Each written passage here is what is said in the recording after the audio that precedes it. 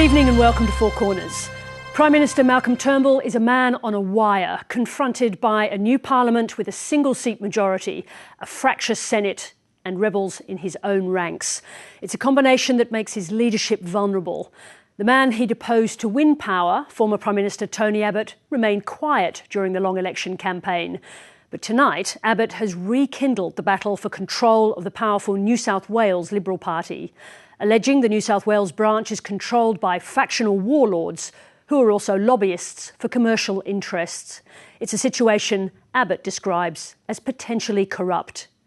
Tony Abbott says he's just trying to restore democracy to the party, but this is a power play with implications for Malcolm Turnbull and may be the first salvo in a fight over his weakened leadership. Marion Wilkinson reports. The issue here now is whether or not Malcolm Turnbull can govern in a majority or a minority. Election night. Old wounds are reopened in the Liberal Party as the news went from bad to worse. It's 9 months ago since Malcolm Turnbull assassinated Tony Abbott, promising only one thing, that he would do better than Tony Abbott at the polls.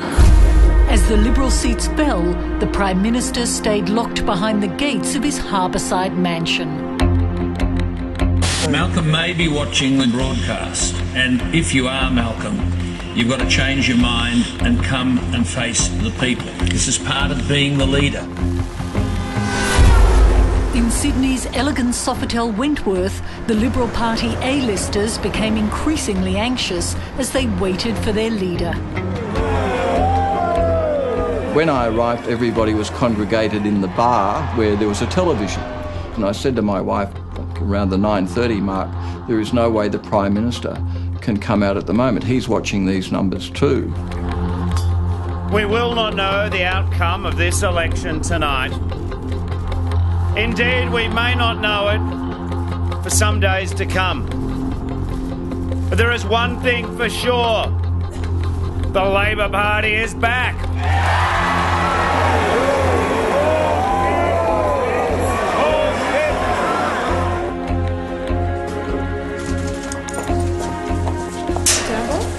Very good. Good to see you. Shortly before midnight, Malcolm Turnbull finally emerged. His prime ministership was on a knife edge. Are you disappointed with how tonight's played out?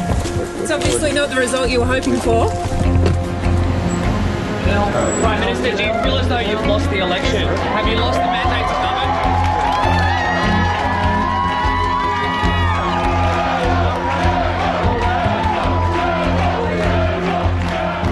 We can have every confidence that we will form a coalition majority government in the next parliament. Turnbull's political authority had been dealt a body blow. A week later, his government scraped home by one seat and proclaimed victory.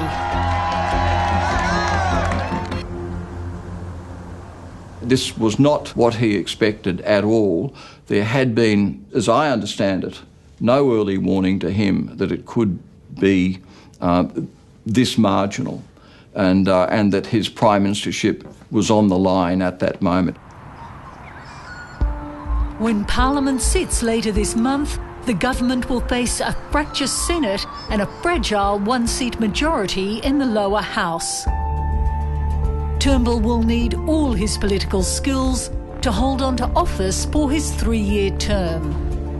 It will only take one or two rebels in his own ranks to derail his prime ministership.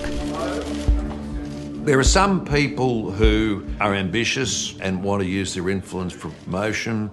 There are some people who have scores to settle and want to use their influence for that purpose. There are some that have legitimate policy issues and are entitled to use their influence for that. But the point is this, on a very slim majority, you can't afford to have too many people in any of those camps.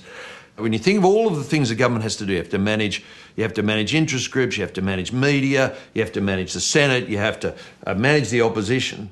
In a situation like this, your first preoccupation becomes the internal management. If you can't get that right, then none of these other things will be of relevance. Tony Abbott, the man Turnbull usurped as Prime Minister, ignited a new round of internal party warfare on election night. Abbott celebrated his return to Parliament by signalling he would lead the Conservative charge to take on the Liberal power brokers in Turnbull's home state. And wouldn't it be nice to see a bit of democracy inside our party? If Mike Baird wants it, if Malcolm Turnbull wants it, if John Howard wants it, if Barry O'Farrell wants it, and if Tony Abbott wants it, it surely is good enough for the factional warlords to have it. The Liberals' dismal loss of seats in New South Wales gave Abbott the opening, and he seized it.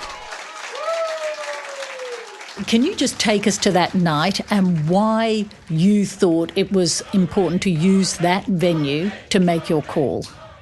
As a re-elected Member of Parliament, you've got the opportunity to say something not just to your electorate but to the nation, and in particular to the wider Liberal Party. And this is a very important message. This is critical. It's something which has troubled me for many years. Now relegated to the backbench, Abbott is declaring war on party power brokers who oppose his right-wing faction. His targets are a small group of well-connected lobbyists who he says can wield influence over choosing MPs and senators for both the federal and state parliaments. I want to empower the membership, make every member count. And the best way for that to happen is to say, you count when it comes to choosing the Liberal Party's representatives in the Parliament. Now, the difficulty at the moment is that because it is a smaller, less representative party, it's easily controlled by factional warlords.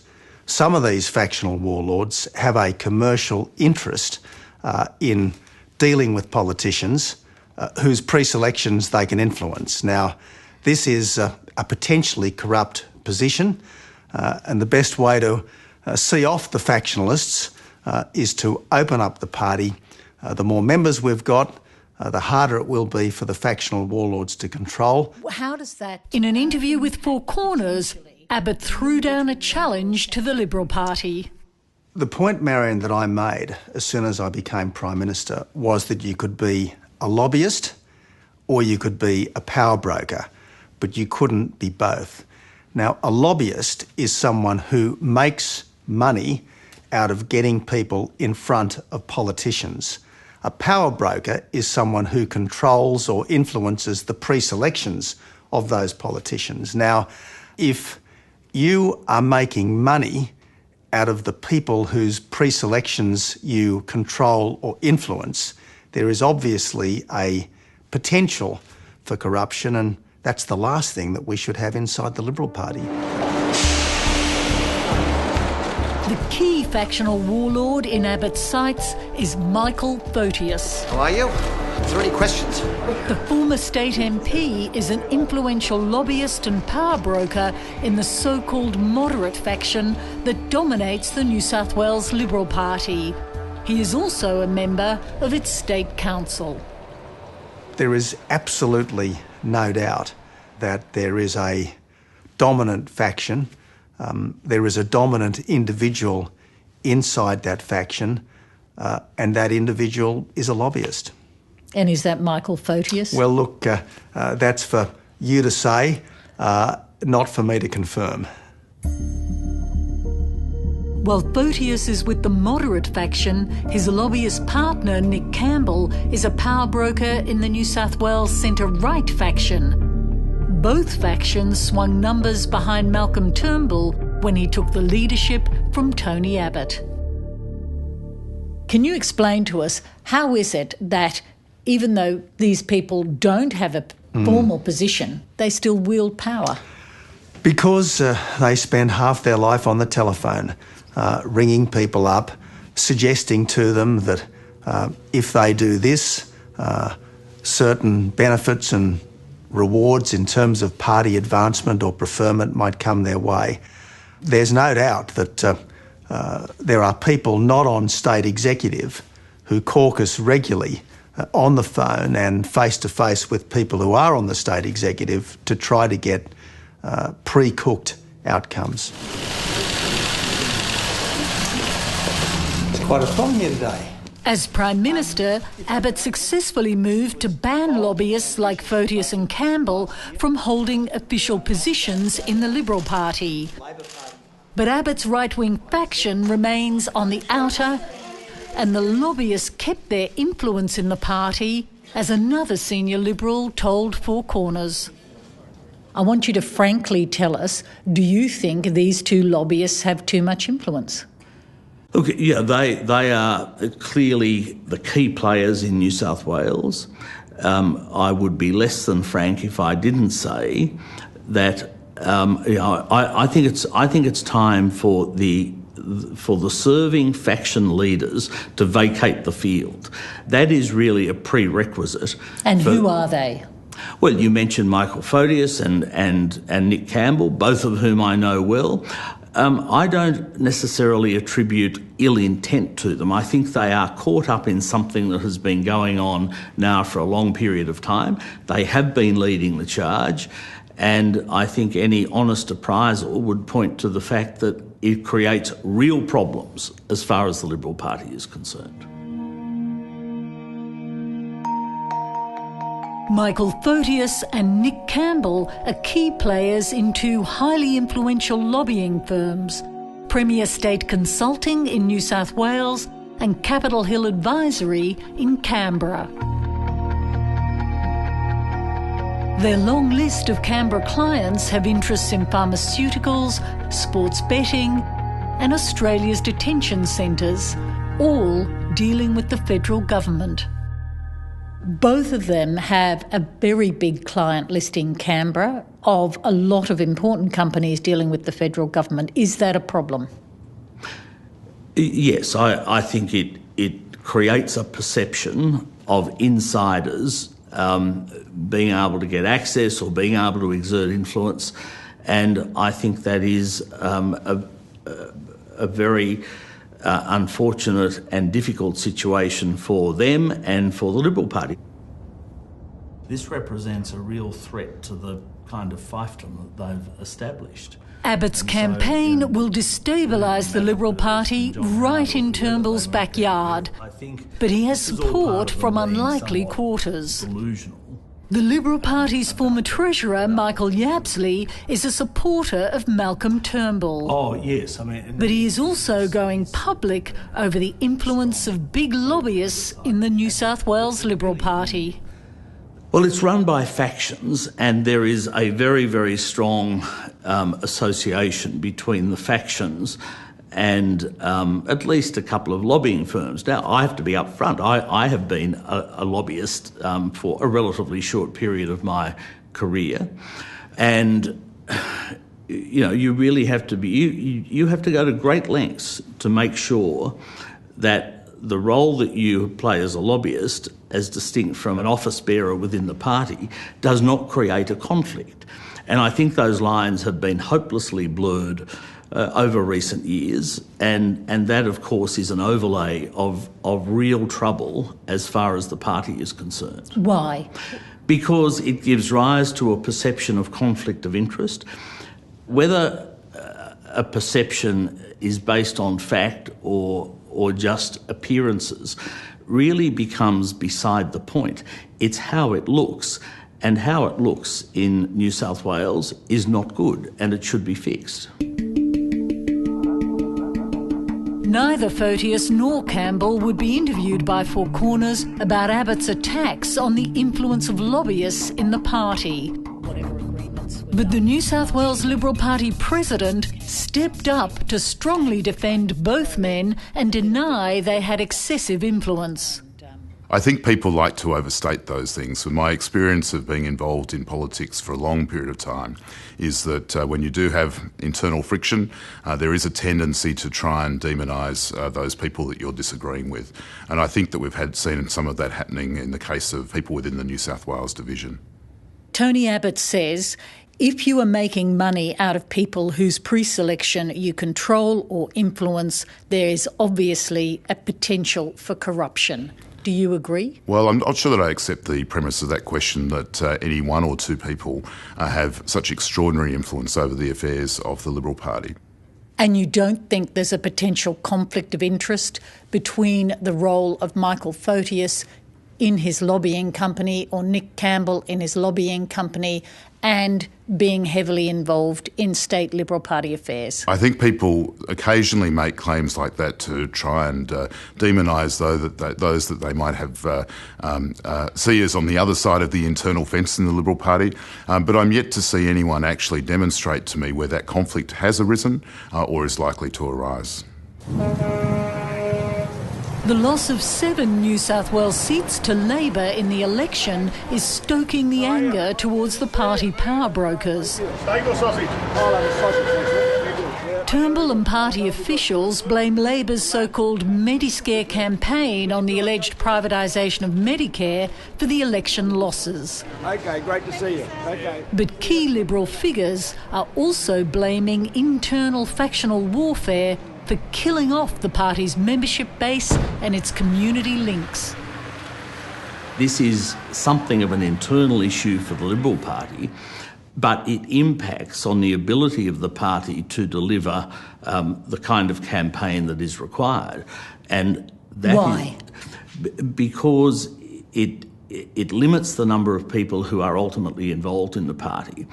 In New South Wales, the total membership of the Liberal Party is about 8,000. I would say half of those people are involved mainly for factional reasons. In other words, they're there to beat the drum to make sure that their faction is protected or looked after or gets what it wants in pre-selections and in other contests in the Liberal Party. Who in their right mind would want to belong to an organisation where if you go along to a meeting, you are just as likely to have to sit through 3 hours of what you could best describe as civil war.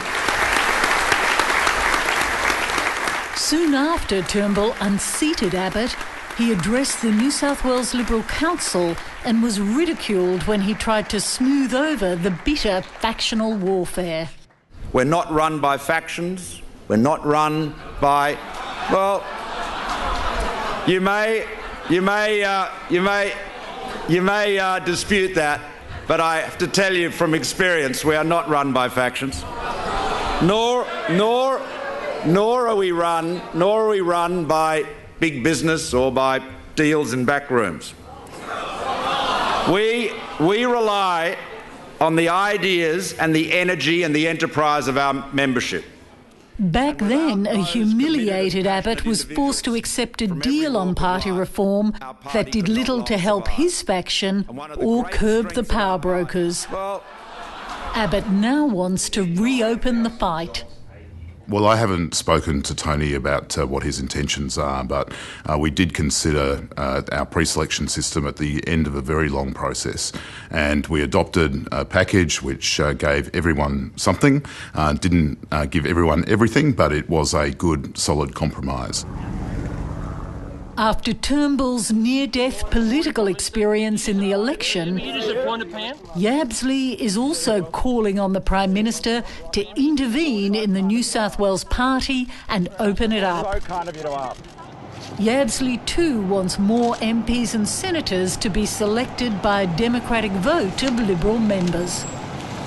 I think prime ministerial intervention and leadership is crucial on questions such as adopting a plebiscite model within the Liberal Party, even extending to something that more resembles a system of primaries where the community becomes involved rather than having this party, which really is something of a closed shop. The Liberal Party has to democratise, it has to overcome the problem of the ludicrously small membership base that it's got. It has to fix up its fundraising. And of course, the person who can play the key leadership role in relation to those things is the leader of the parliamentary party, who is the Prime Minister. Tony Abbott is increasing the pressure, saying Turnbull privately supports more democracy in the party, but is being blocked by the power brokers. As I understand it, the Prime Minister does support the democratisation of our party. What's happening is that at a level below that, these people are saying, sure, we want democratisation, but not yet, because as soon as we have democratisation, their influence, their control is diluted, their ability to prosper financially and politically obviously is substantially reduced. So the principle here of democratisation must be made to trump the self-interest of these people, because their self-interest is bad for our democracy, it's bad for our government at state and federal levels, and it's certainly bad for our party.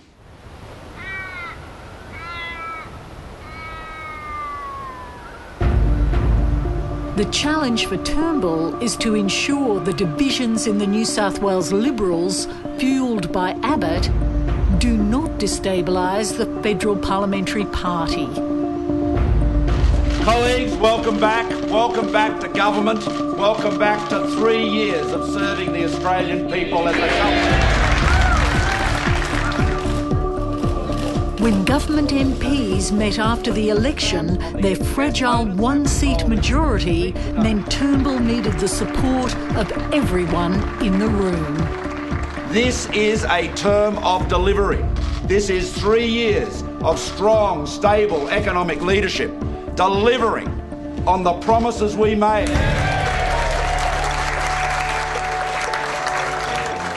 Despite this, Turnbull risked the anger of key Abbott supporters, including Senator Eric Abetz and Kevin Andrews, by refusing to put Abbott back into cabinet.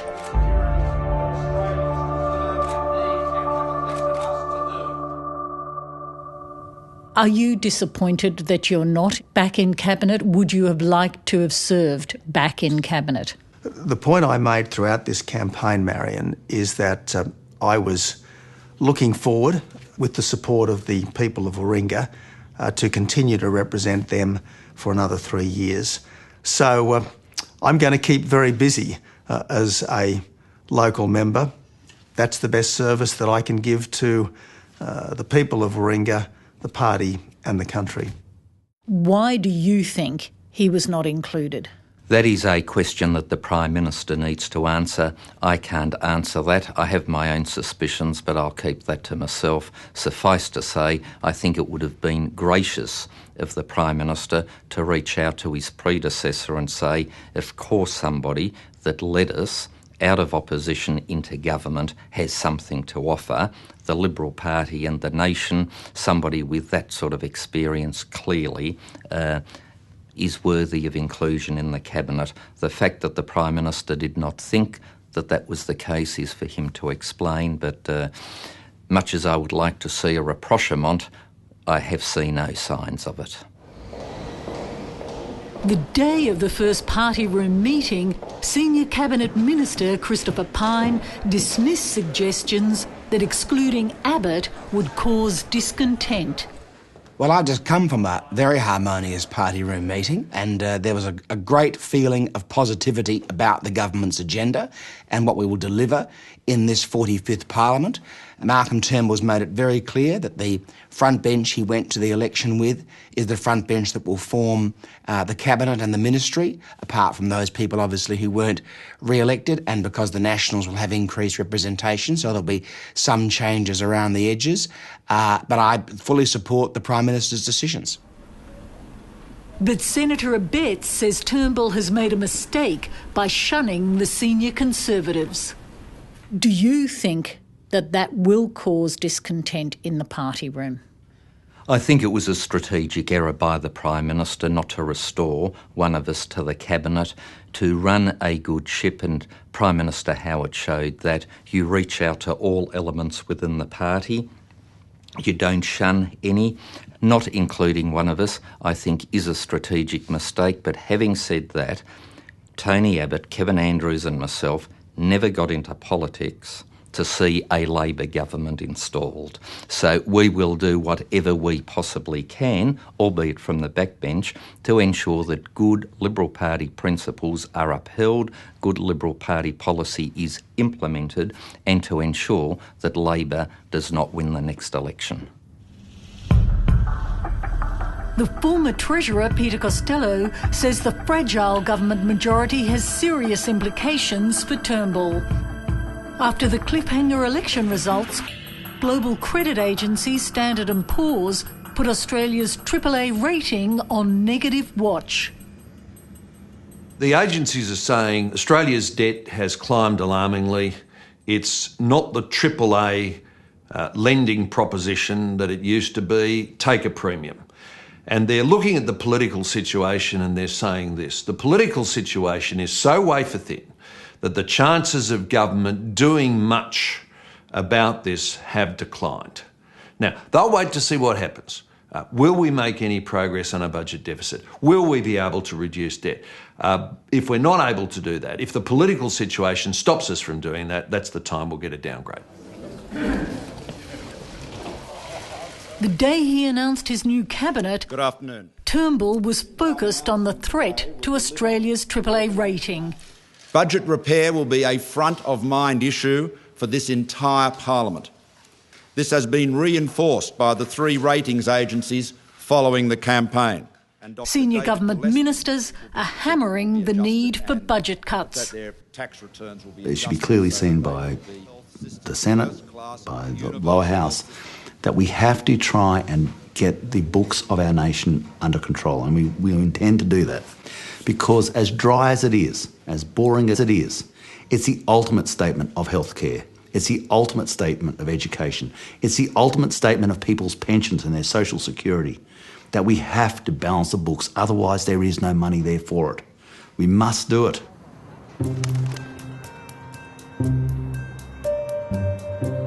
Turnbull and Joyce will need every government backbencher's support for any contested budget cuts.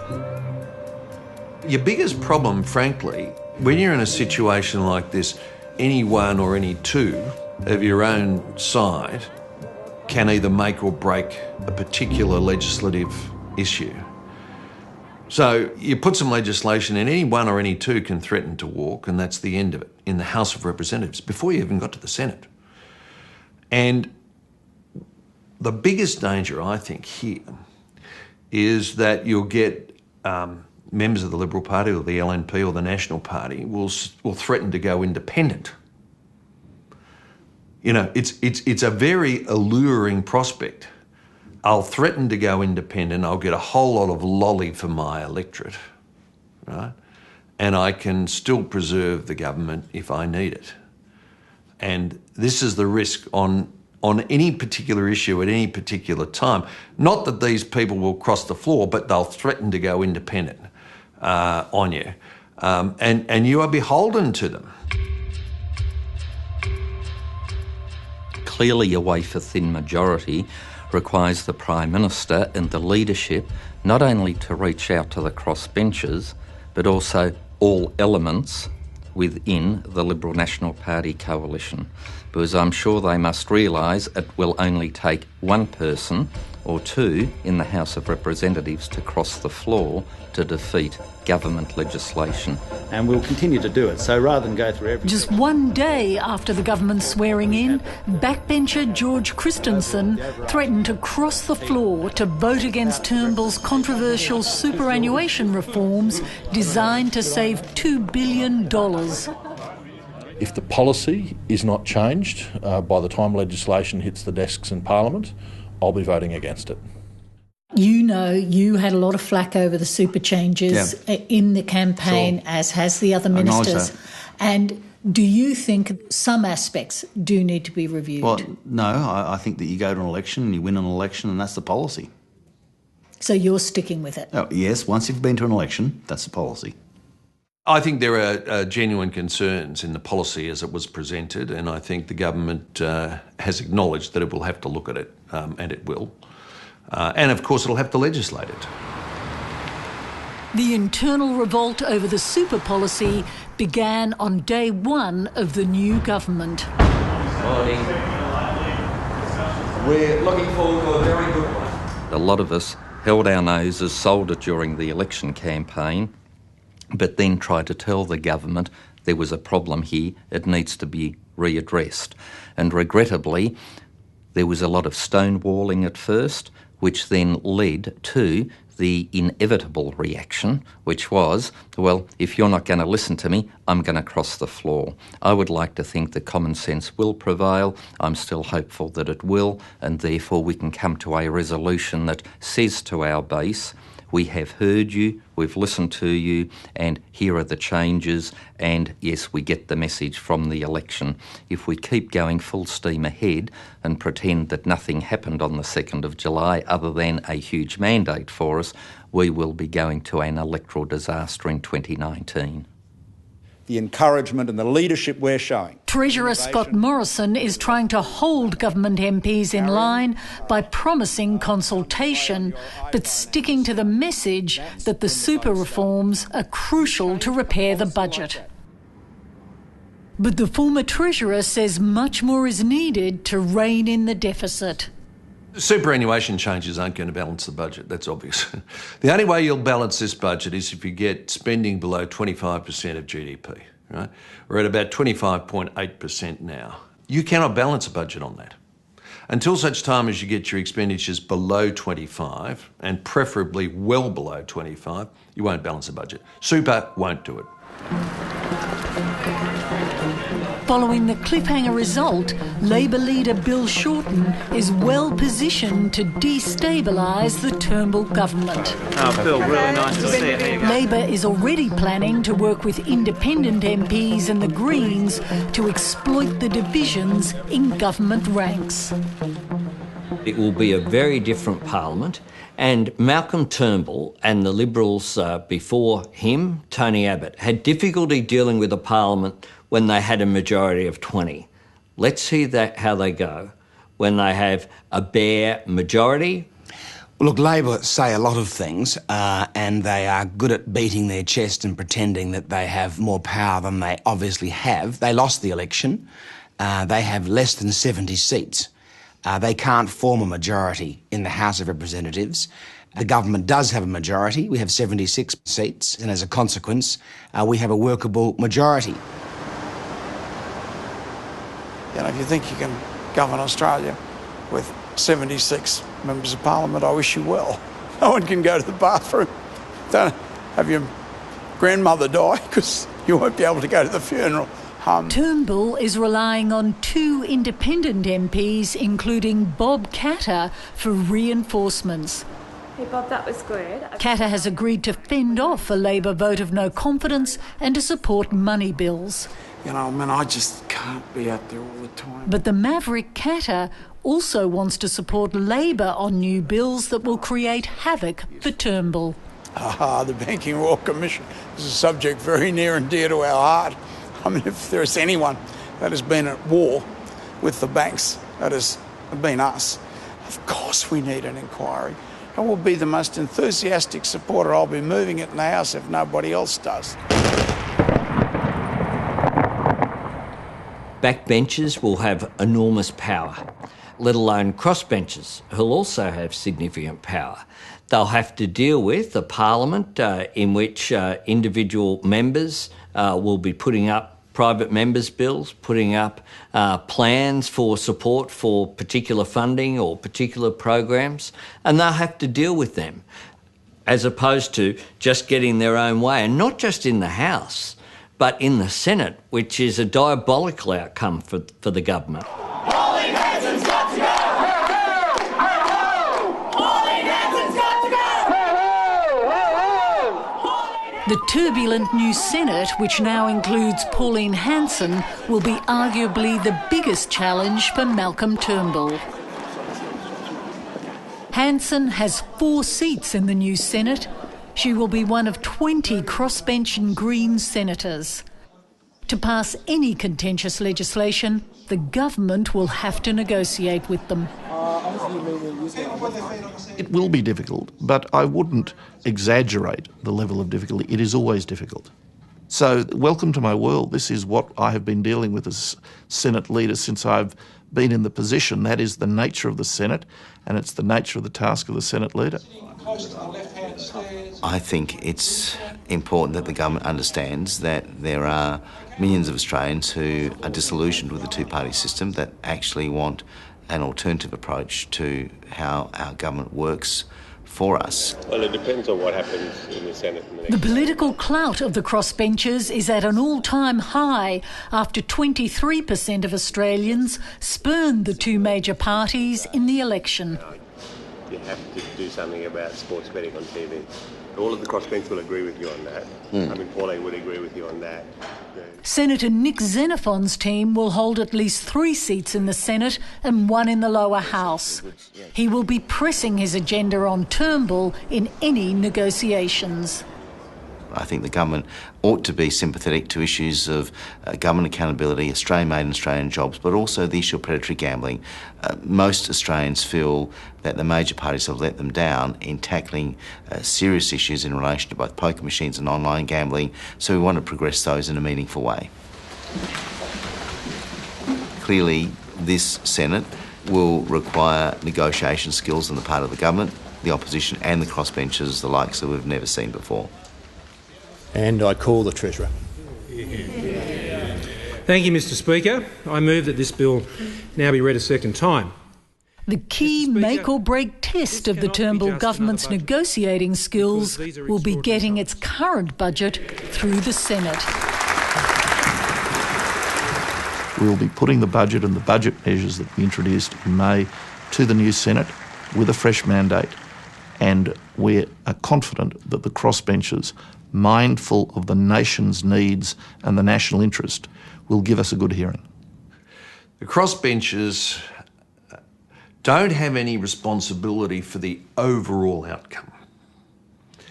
All they're concerned about is cherry-picking advantages for themselves and their constituencies. And so you have to woo them, you have to dine with them, you have to talk to them, you have to be attentive to them, you have to flatter them, you have to stroke their egos. Now, you'll have different ones on different issues, but when a big vote is coming up, they are your greatest friend. There is no one else in the world except that Senate crossbencher.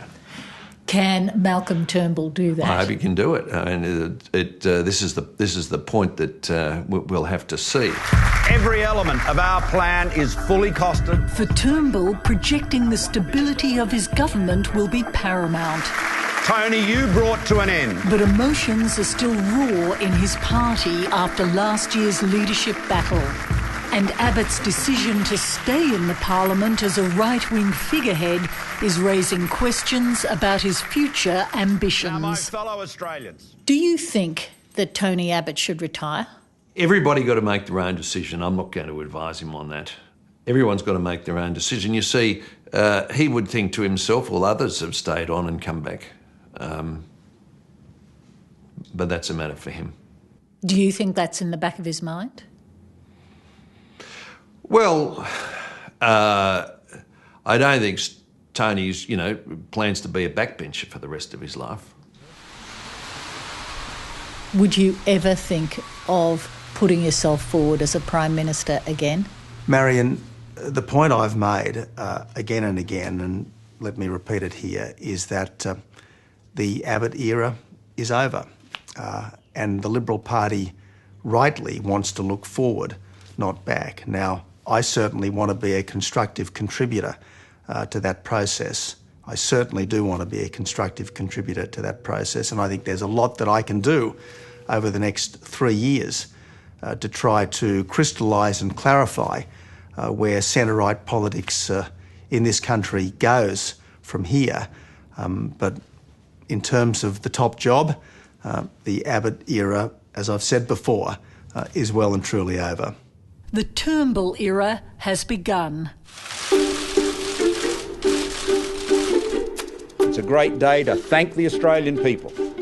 Claiming victory was sweet, but Malcolm Turnbull is on a political high wire, and his opponents are hoping his balancing act cannot last for a full 3-year term. Malcolm Turnbull, given the internals, is likely to face pressure from within his own party.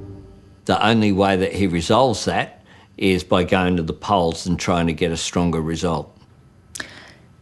If you had to put your cards on the table, when would you predict the next election?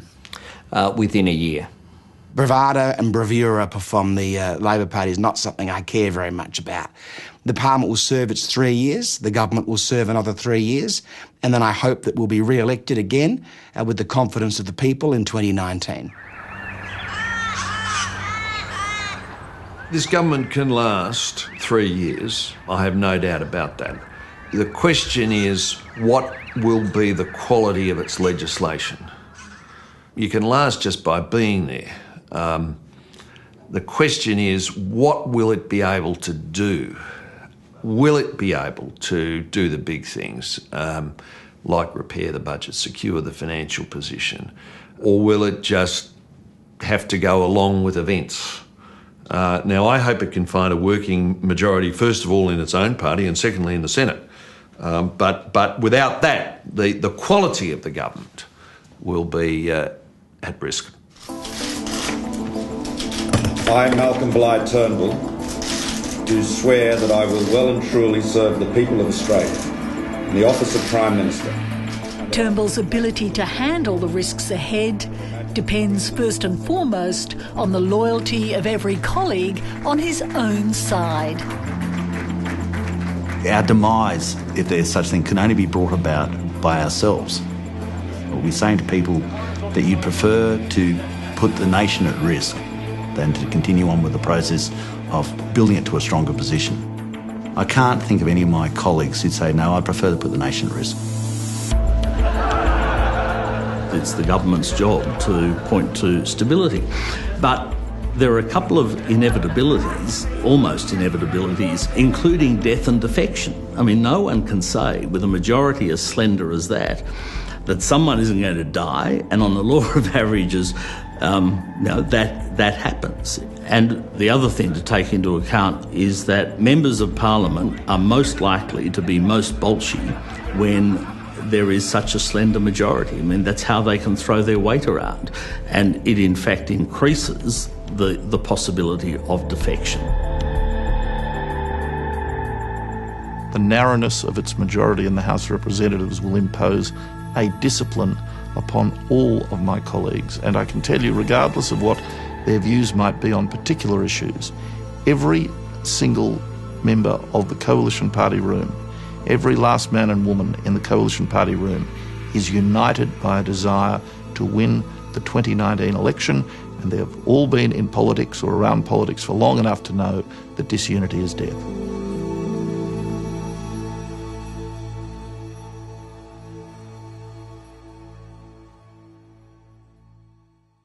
It's true that disunity is death, just ask Tony Abbott. But can the dead rise again like John Howard, Lazarus with a triple bypass? Watch this space. Next week, the dairy farmers walking off their farms, the awful cost of mismanagement in Australia's milk industry. See you then.